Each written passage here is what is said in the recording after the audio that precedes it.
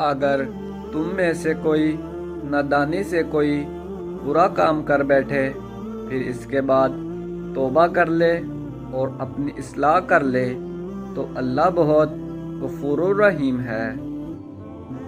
یہ وہ لوگ ہیں جو اپنے شہید بھائیوں کے بارے میں بیٹھے بیٹھے یہ باتیں بناتے ہیں کہ اگر وہ ہماری بات مانتے تو قتل نہ ہوتے۔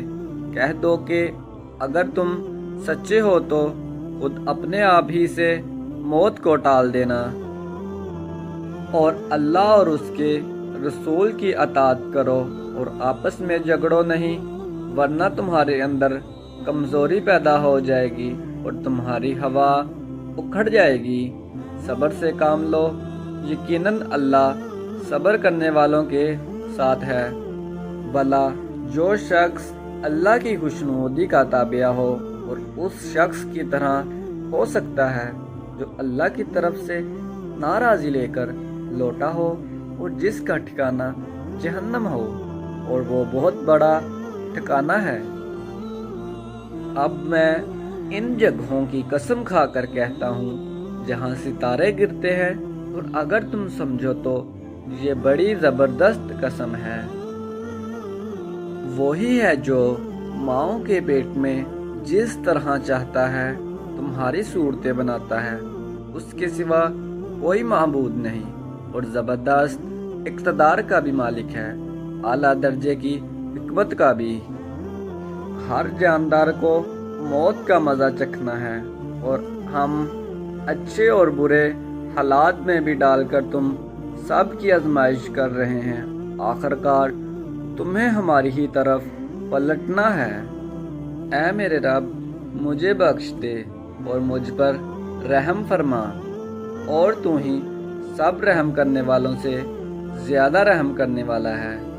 کیا لوگوں نے یہ سمجھ رکھا ہے کہ وہ بس اتنا کہنے پر چھوڑ دیے جائیں گے کہ ہم ایمان لائے اور ان کو آزمایا نہ جائے گا؟ تمہیں دوزخ میں کس چیز نے ڈالا؟ وہ جواب دیں گے کہ ہم نمازی نہ تھے۔ اے انسان، تو کشاکش اپنے رب کی طرف چلا جا رہا ہے اور اس سے ملنے والا ہے، اور اللہ سے ڈرتے رہو اور جان لو کہ تم اس سے ملنے والے ہو۔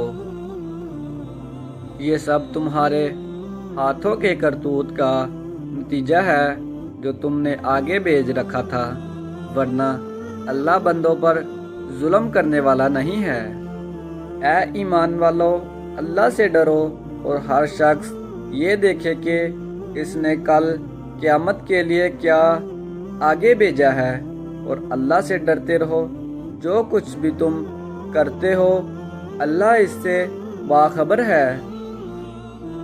بے شک اللہ جسے چاہتا ہے گمراہ رہنے دیتا ہے، اور وہ اپنی طرف آنے کا راستہ اسی کو دکھاتا ہے جو اس کی طرف رجوع کرتا ہے۔